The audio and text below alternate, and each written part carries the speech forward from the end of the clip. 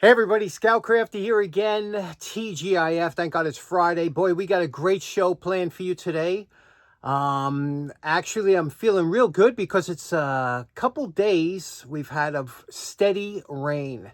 Here in the Northeast, we have rain quite a bit. You know, it's a wet climate up here, but we haven't had rain to speak of, substantial rain, in about 6 weeks, and it felt very dry, you know, like almost arid, which is unusual for here in the north, especially this time of year. We get a lot of rainstorms, and so very shockingly that the Northeast has been pretty dry. We've had some wildfires in New Jersey, things like that. We're not used to it.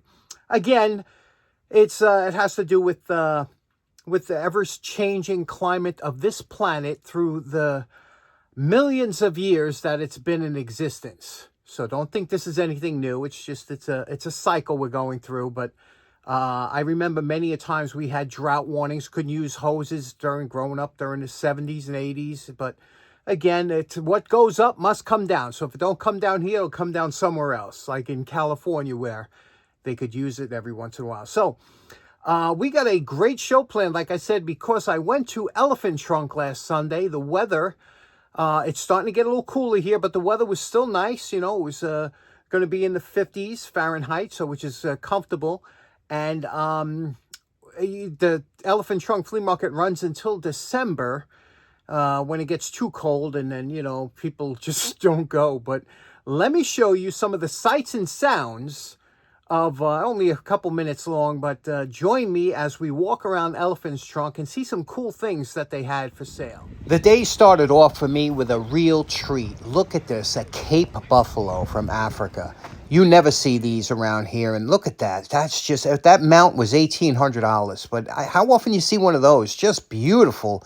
And let me tell you, they are an aggressive animal. If, you know, in Africa, there are a few things that'll kill you, but right off the bat. But one of them's a Cape Buffalo, the other one's a hippopotamus. But look at that. It's the last thing you want to see in Africa, right?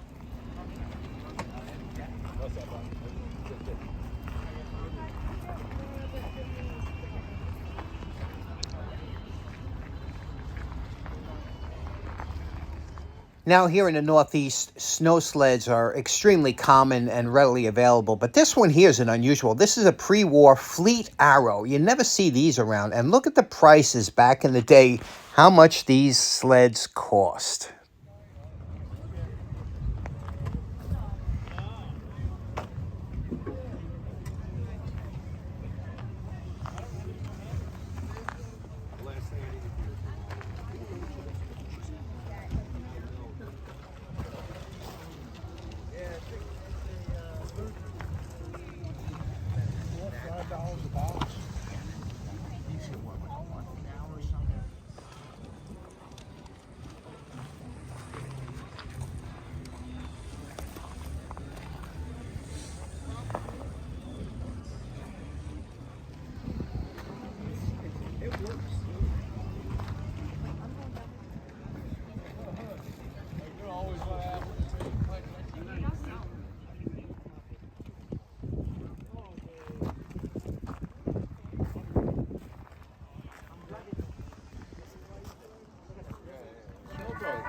You know, big in the like the late 40s. Yeah. So I mean, she strived pretty done. Yeah.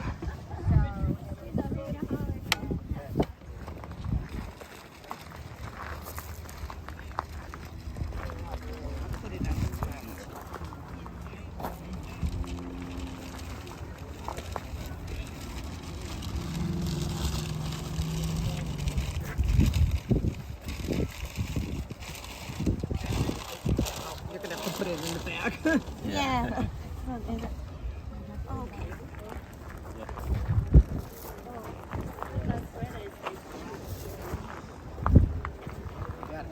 Thank you.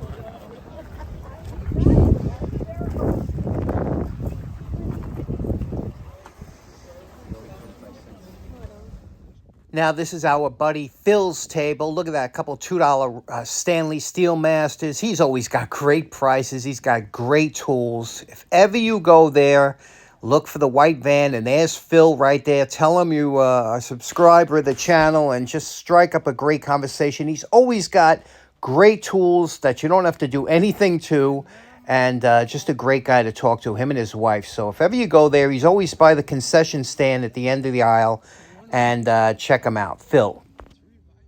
Who remembers Sony Watchman TVs? Remember when portable TVs were the hot item and they had that little 2.5-inch screen? And there was always somebody either at work or somebody you knew had one. And they were interesting, right, when they came out. Also, remember the first LED calculators, the Texas Instrument ones, and the early calculators that used LED displays, and then eventually they went to LCD displays, and they came down a lot in price. They used to be very expensive. That was nice, wasn't it? Now, as you know, I did stop buying tools, and I couldn't afford that Cape Buffalo, although how awesome was he, right? But I did pick up some cool stuff, you know, and let me show you what I bought this weekend. Okay, one of the first items I picked up was this beautiful vintage Hellmann's mayonnaise jar. This is really an old one, right? Now, it's so funny. Some of you old-timers will remember a talk show host by the name of Johnny Carson. And he used to do a skit where he was Karnak the Magnificent. He would say that what he was about to read was kept in a mayonnaise jar on Funkin' Wagnall's porch since noon today. So it made me think of that. Some of you old timers will remember that. But this Hellmann's mayonnaise, what's interesting is look at the lack of information that's on this label. It was just Hellmann's real mayonnaise, a full quart. Best Foods Incorporated, manufacturer, New York, New York, USA. That's it. No ingredient label, nothing else. And I just thought that's interesting because I like old, you know, when you find them like this. And it wasn't uncommon for people years ago to take an old jar and put in some borax, or it looks like there was some soap powder in here or something, and have it for, but you don't usually see them with the labels on there. It's very rare. So interesting find for $1. Okay, next up, got some items from my buddy Phil, who, like I said, you got to stop by and say hello if ever you go down there. Phil always has some good stuff. And look, I got this nice Dunlap adjustable wrench for $2. Whenever you buy stuff from Phil, he always takes the rust or whatever. But this is a nice one, huh? Look at the nice lettering on there. Operates beautifully, closes nice, just a nice and thin, you know, not overly thick. It's a great little adjustable wrench. Next, do you know what this is here?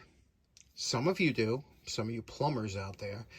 This is a spud wrench, or whatever they call it, for a, they would use these for different kind of applications in old steam radiators, the nipples that are put in there. Also for on toilets, in the back of toilets. Anytime you have a piece of threaded nipple or any kind of extrusion or anything, there's usually two little lumps inside of it so you can insert it or remove it. These work great for insertion and also for removal. And what you would do is you would put it in there, and then you would spin them out. It's funny because until you need this tool, it's like a ball joint fork. Until you need it, you'll never use it for anything else. But when you do need it, these things really come in handy. So it was nice to finally find one of these at the flea market. And then lastly, this one's made by Snap It. Not like the Eagle one I have. And these things always, you know, Phil said it should work. And let's plug it in here. And you could see it does work. You could see that light lighting up. So these things very rarely break down. But, you know, there we go. So that was nice. It was $1. And Phil's always great. Next up, although I've done a bunch of these bicycle wrenches on the channel, there was a time when I was doing them as much as pliers. Well, this one here, I don't know if I've done a number 97. And this one here was, you know, it was $10, but he said, I'll give it to you for $8 because I wasn't going to buy it. But this is a number 97. And the reason I bought, look at that. Look at the nice lettering on the inside here. Can you see that? There you go. Number 97, Billings. And, of course, you know, most people look at this and go, it's rusty junk, whatever, but it's straight. It's not banged on. A lot of times they would put this on and bang it here. It's not banged on. It's just rusty. So it just needs a good cleaning, a good going over. And I think we could do a real nice job on this. What do you think? Okay, next up, got this toaster. I love old toasters. I have a fascination with old toasters, especially, well, the one I use every day is a 1950s toaster. I use it every single day and have been using it for the last 30 years. It is a fantastic unit. I have two of them, actually three of them. I have one upstairs that was my mother's, and I have one in the attic as a backup in case, but they don't break. Old toasters were made to last. But this one here is an inexpensive model, but interesting. I thought it was interesting. I paid $5 for it. And the reason I thought it was interesting because of the simplicity of an old toaster. Today we have toasters that have slots in and push down. They're automatic. There's a whole bunch of whistles and bells. But back then, all it was two little sheet metal openings. You lay your bread in there. And these little rods here just held the bread from touching. There's what used to be nichrome or a wire that would wrap around here. That it was just a resistance wire that would get hot. It looks like Mylar, because Mylar, you know, like would hold it from burning up. It looks like they're intact. I don't see any breaks. The only thing is I'd have to plug it in to see. And but what you would do is put your bread here, put it here. When it you'd smell it, I guess, and then you would take it and flip it, you know, because it would only do one side at a time. Interesting, right? Yeah, I'm sure you've seen all. There were some that were really ornate. Some were beautiful. Again, this is an inexpensive one. Let's plug it in and see if this operates. Okay, we're at this is a little nerve-wracking because, again, I haven't tried it before, and I'm doing it on air, so we could have a blackout. Go to wattage. Okay, I got 121 volts on wattage. Let's plug it in. Okay. Oh, my God, look at that. Right at 500 and almost 600 watts. Remember, this will lower, but that's good. And look at it, it's firing up here. The toaster. How can you not? Look at that. Is that not beautiful? Is that not a thing, beauty? And we're at 580 watts, so we're within range. Now we just need some bread. We'll clean it up and try it out.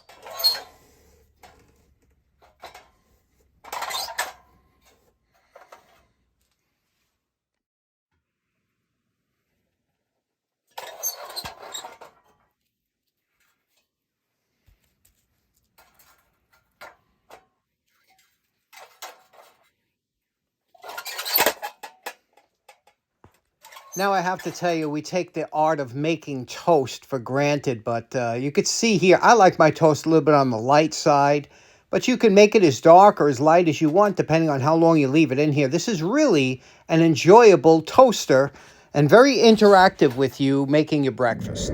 Now, last up, I bought this.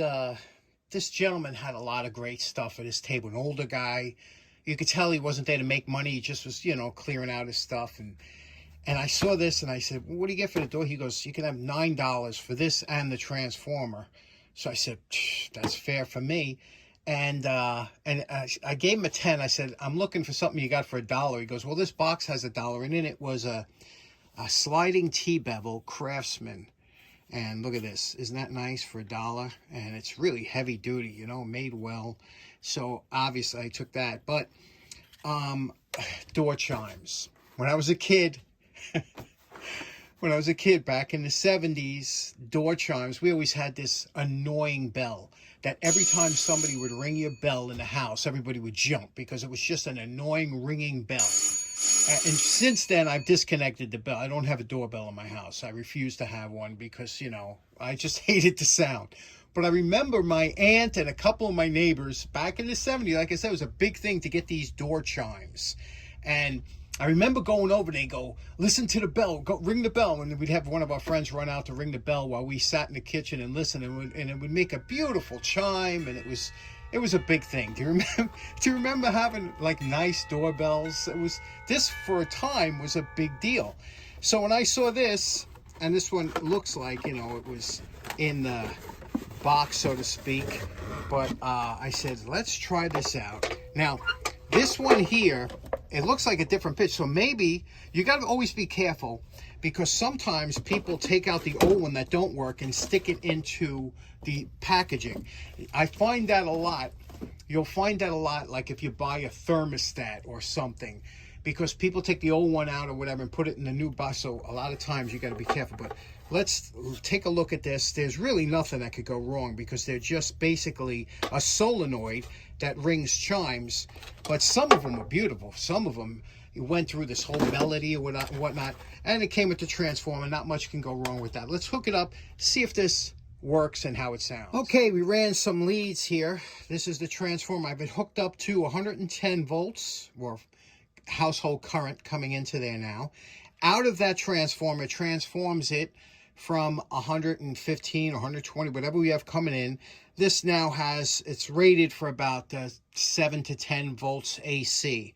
Now, this bell has 3 hookups on it. The central one is a common, which would put you neutral, and the hot would go for either one of these, and there's a front and a rear. So in other words, if somebody came to the front door and rang the bell, it would sound different from the rear bell. So the front door, or you can hook it up whatever you want, but the front door would be a double ring, and the back door would be a single. So this is what it would sound like. Let's put the neutral here to the middle and then touch.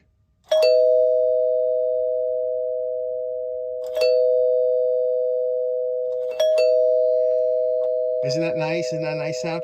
Now that would be the front door. This would be the rear door. Just a single ding. And this would be the front. Isn't that cool? Has a nice tone, doesn't it? And you could watch the solenoids jump in and out as I touch it here. Okay, here we go.